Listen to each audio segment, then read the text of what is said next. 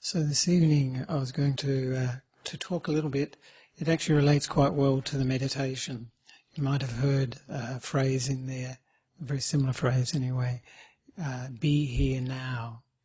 And this for me is sort of like, I often call it the coordinates, like a map reference for happiness, but also for developing wisdom, for developing peace. Be here now. It sounds very simple, and it is actually quite simple, but as with many things that are simple, hard to do. Hard to do. There was actually a book, some of you might remember, a book from the late 60s called Be Here Now. I was reminded of that today, actually. I was thinking of it. It was an interesting volume by Ram Dass, a famous American meditator. Sort of a bit of a hybrid between Hinduism, Buddhism, a bit of everything actually, but a very interesting volume called Be Here Now. And what it was pointing to is the fact that in life, actually I was thinking today, most of us don't tend to be here now, we tend to do there, then. That's our lives, do there, then, instead of being here now. Most of us are great doers, so the idea of just being like we are in meditation is quite difficult for us, just to be open to the present moment without a lot of expectations, desires, what we want to get out of the meditation, out of life, out of the conversation we're having with somebody, out of everything. So being is something that meditation teaches us actually. And it's something we can cultivate, this sort of mind that it hasn't got an agenda. And when the mind doesn't have an agenda, it can relax. It can be open to what it's experiencing, who we're with. It can be open to our own minds and to what's happening for us. Only too often we're so caught up with doing. We have to do, of course. Life is caught up with doing for sure. But we also have to stop sometimes and just be. You know, these experiences, I think everybody has them in life when they're really in the moment, just being. There's nothing that they are expecting or wanting. You know, you might be just outside and feeling the breeze on your face, or the warmth of the day, or some sounds in the evening or in the afternoon, cicadas. That sort of thing. These moments when we're just being without a lot of wanting or wanting to get rid of. So this being is something we need to cultivate. And it leads, of course, when we're like this, it leads to peace. And it leads to a sense of happiness and to a sense of satisfaction. Usually when we're doing, we have a lot of idea of what the result we want, where we want to be, what we want to get out of this. And this desire, of course, it doesn't lead to a lot of peace. Sometimes we may get what we want, other times we won't. So this cultivating the state of being rather than the doing is something that's very useful for us. Unfortunately, I think most of us don't know the switch. We haven't found the switch to just be. And of course the switch for being, just being, is this, what we talk about in Buddhism, you've heard of Ajahn Brahm mentions it a lot, is letting go. When we can let go of the past and the future like we do in meditation. This is an invitation to be, to just be here and to have no agendas, to be peaceful. So this letting be, of course, this letting go. People always say, how do you do letting go? And of course, you can't do letting go. This is one of the things Ajahn Brahm probably teaches us all actually, is he often says, stop trying to meditate. You know, stop trying to do things. We just to be and to letting go usually occurs when we understand the situation. For instance, at the beginning of the meditation we talk about letting go of the past and the future. How do you do that? It's really quite simple in the sense that once we understand, once we really take on board, yes, the past is gone. There's not a lot I can do about the past. I certainly can't rewrite the past. And when we realise that, we can put down the past. It has to come from wisdom, actually. But in the same with the future, we realise, well, it hasn't happened. And whatever, however it will unfold, will definitely be different from what I expect. So we can let go of the future. So this is the way we let go, is through wisdom, through understanding. It is not through doing. It is through this wisdom power, which Ajahn Brahm often talks about. And I was going to talk a bit about here too, where here is. Here, of course, is, as I say, here in Dhammaloka Centre, we are all here. But in meditation, the most important place for being in the here and now is inside. And there's a nice story that somebody already preempted, actually, just before the talk, about Nasruddin that makes this point very well. Many of you might know of Nasruddin. He was a Sufi sage from the 13th century, lived in Turkey. And he was an interesting character because he was like a philosopher. But at the same time, people were never quite sure whether he was really wise, because he did so many foolish things. But his excuse was he was actually mirroring the foolishness of other people, showing them what was really happening in their lives.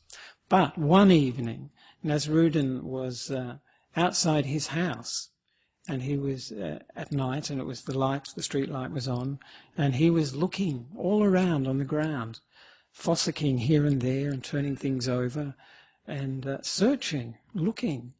And then his neighbour, he noticed he was outside. So he came out and he said, "Nasruddin, what are you looking for?" And Nasruddin said, "I'm looking for the key to the house." And the neighbour said, "Oh, I can give you a hand. I'll give you a hand." And so the two of us will find it in no time. So he's searching, and couldn't see it anywhere. So then the neighbour said to Nasruddin, as people do often say this sort of thing, "Do you know where you lost it?" I love that. People say that to me too, and I think, well, if I knew where I lost it, it wouldn't be lost. But Nasruddin, being Nasruddin, he knew where he'd lost it. And the neighbour said, "Well, where did you lose it?" And Nasruddin said, "Inside the house." And the neighbour said, "Why are you looking outside the house?" Nasruddin said, "The light's better here." So this is very typical of Nasruddin. But the key he was looking for, of course, is like the key for happiness or peace or wisdom. And where is he looking for this key, this peace, this happiness? Outside the body, outside the mind. He's looking for it in the world, where we all look for happiness and peace, for wisdom. And he's looking under the street light. The street light is like where the mind habitually goes, where our attention goes. But of course, inside the house is much more difficult to see. It's darker, as Nasruddin said. It's more difficult to see the mind, to see the states of mind that we're experiencing, to look at those, and to look, as it were, to the source, to go inside, where happiness and peace and wisdom are. Not out there in the world, where we often look for them, where we're often searching for them. But instead, if we look inside the house, I often liken this to like a movie projector. I think they still run on the same principle, actually. That we're often looking at the screen of life, and the screen, the images that we're actually projecting on life a lot of the time. What we make of life is the movie that we're projecting. And we watch the movie, we get involved with it, we get caught up with the characters, the dramas, the happy times and the sad times. And we enjoy it, we suffer, we're happy, we're unhappy. But how often do we look back to where that movie is coming from? Inside ourselves. This is where it is all happening, where it is all coming from. And to follow the images back into our own minds, to see the sources of happiness, see the sources of unhappiness in ourselves. The Buddha said that the mind, our minds, are the forerunner of all things. This is where our universe is created, really. One of the first teachers that I had was the senior monk who was here many years ago, Ajahn Nissarano. I remember the first talk he gave that I heard, and he had this phrase, he'd say, that each of us is the centre of the universe, our own universe. But very often we don't realise that actually our experience of the world is coming from within us. And I mean, it's very obvious, actually, in a way. I mean, you just see it, for instance, with movies. You go to a movie and, with a few people. I don't. And some will like it, some will dislike it, and, the reactions will be varied, quite varied. And yet, same movie, same experience, and yet the reaction totally different. So we realise, and we see this very often in our lives too, you can see sometimes people experiencing great happiness in a particular situation, and other people just really miserable, experiencing difficulty and suffering. So we realise that the movie, as it were, is coming from within us, that we are projecting it, as it were, out into the world. So we are colouring the way we see the world. When I say that, I mean, some people will be thinking, well, I don't know about that. There are difficult people in our lives, and there are also very nice people in our lives. And so when we're experiencing the world, how can it be just, our projection? Well, it's interesting one of my teachers used to say, that the things we experience in life outside of ourselves are like triggers, she called it, and she'd say, don't blame the trigger. These things are outside of us. These people, these situations, they are not, they are just triggering the response. Because if we didn't have inside us anger, if we didn't have inside us peace, wisdom, happiness, it would not be possible for these things to arouse. They would not be able to arouse those experiences. They are coming from inside us. And it's an interesting thing. This is particularly obvious, with something like when someone angers us. They may say things, do things that we don't like. But the anger is coming from within us, is aroused within us. It's in us and coming out.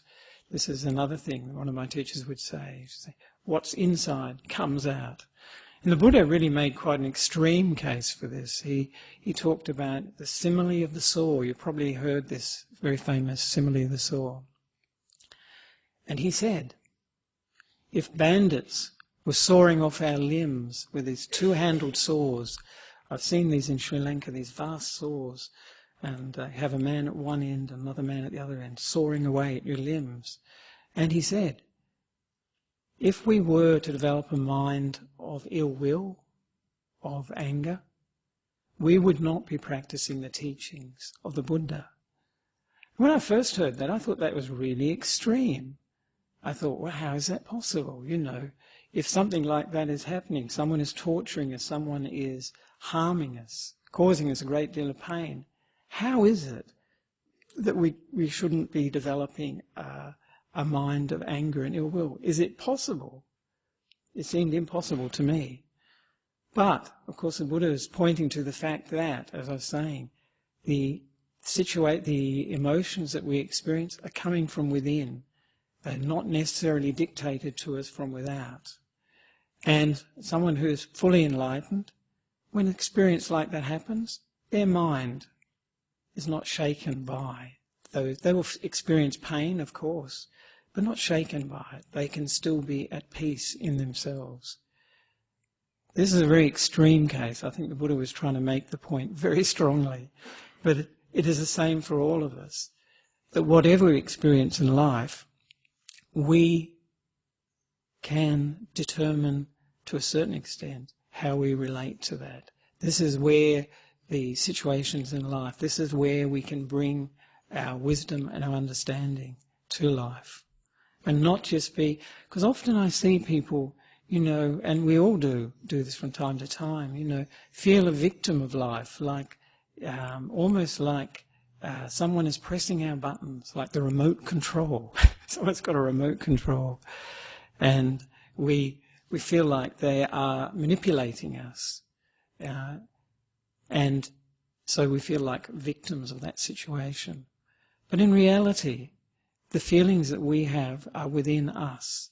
Yes, they may have been triggered by this experience, what somebody said and done, but we still have the potential for not reacting, for having mindfulness, so we know what's going on, what we're experiencing. We're not suppressing what we're experiencing. We know what's in the mind, what emotions are coming up.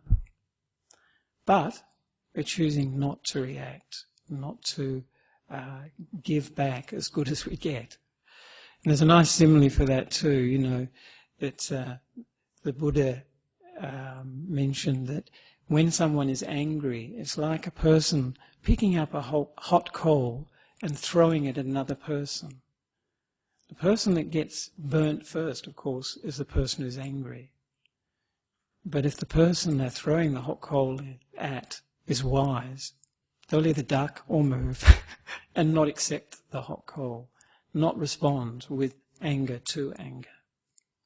So this is very important, to me, is a very important part of the spiritual life, because if we did not have that ability to choose our reactions, if we were all automatically reactions were triggered from outside, we would have no potential for change.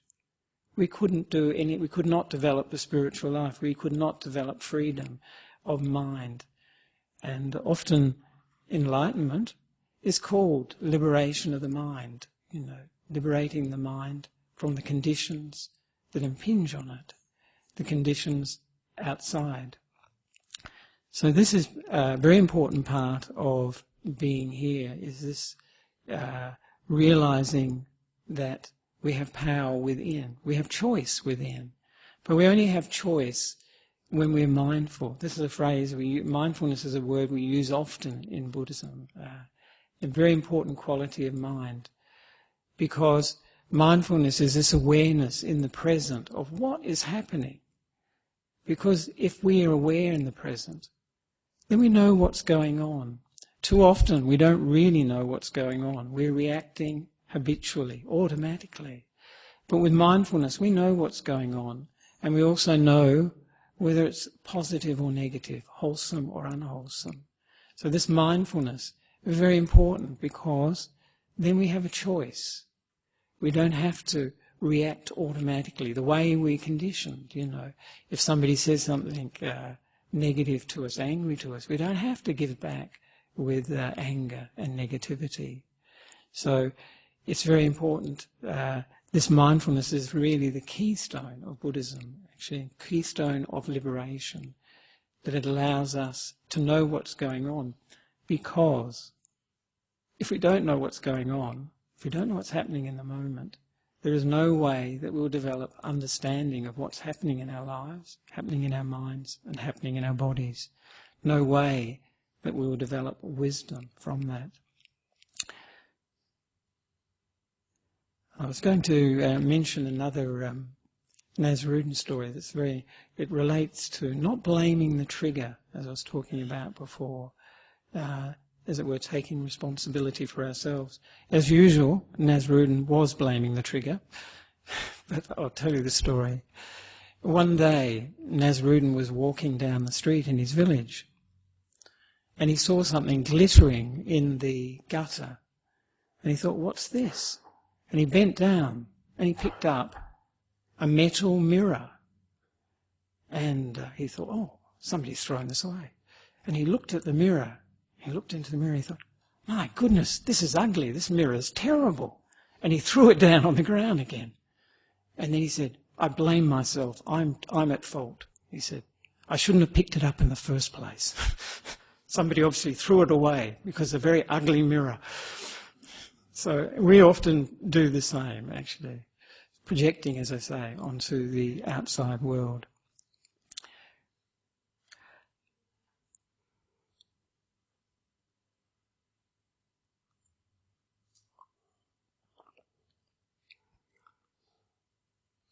And the other aspect I was going to talk about too of be here now, this was the here part of it. So we had the be, which as I said is usually do, here, which is usually there for us, and now is usually then. And often we just live, I've noticed this with myself, but I noticed it's easier to notice with other people actually, how much we live for the future, how much we put all our hopes, anticipations into the future. It's interesting.